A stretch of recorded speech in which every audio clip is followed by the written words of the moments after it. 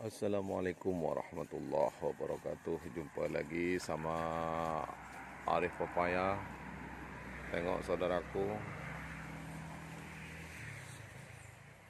betul-betul subur saudaraku. Tengok, tengok dia punya daun. Tengok. Oh, cantik. Cantik-cantik.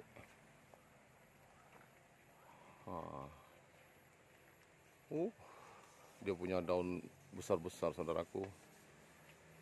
Dia punya daun besar-besar. Dia keluar terubus.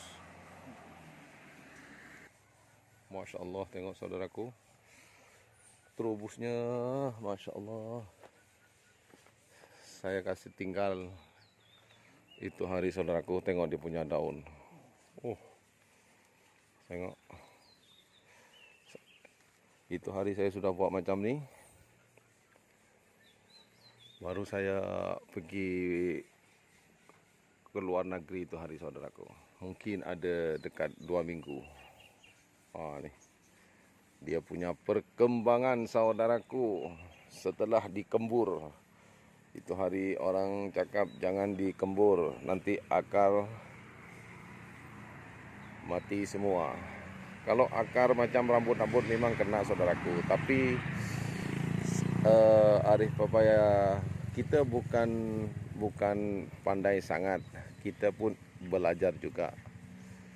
Tapi alhamdulillah perkembangan. Sebab saya itu hari cakap tak pernah kembur saudaraku. Tapi setelah sudah dikembur, tengok saudaraku, tengok tuh.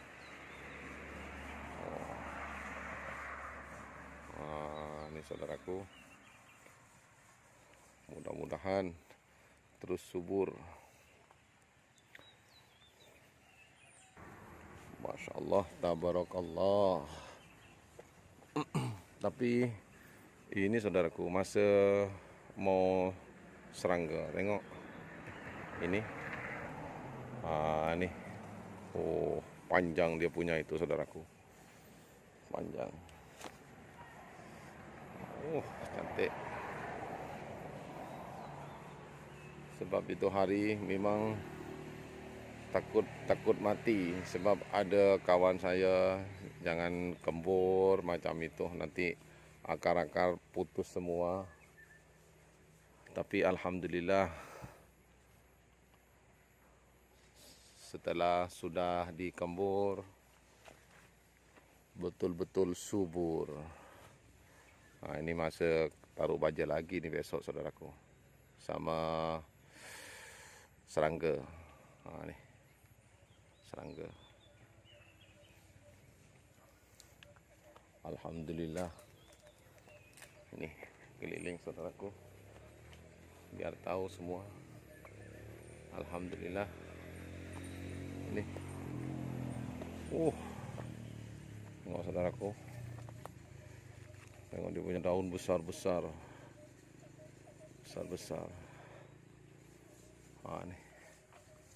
Besok saya punya abang besok dia buat serangga. Buat serangga sebab saya tengok dia punya itu banyak ini. Apa ni? Ni saudaraku, apa ni? Ulat kah? Apa ni? Kutu kebul.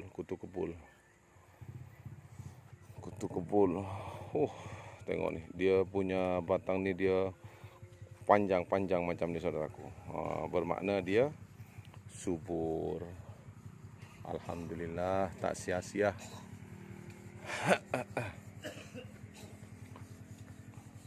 Gelap saudaraku. Gelap sebelah sini saja. Ni. Tapi kalau tingginya mungkin ini ada 3 meter lebih saya rasa saudaraku. Gelap.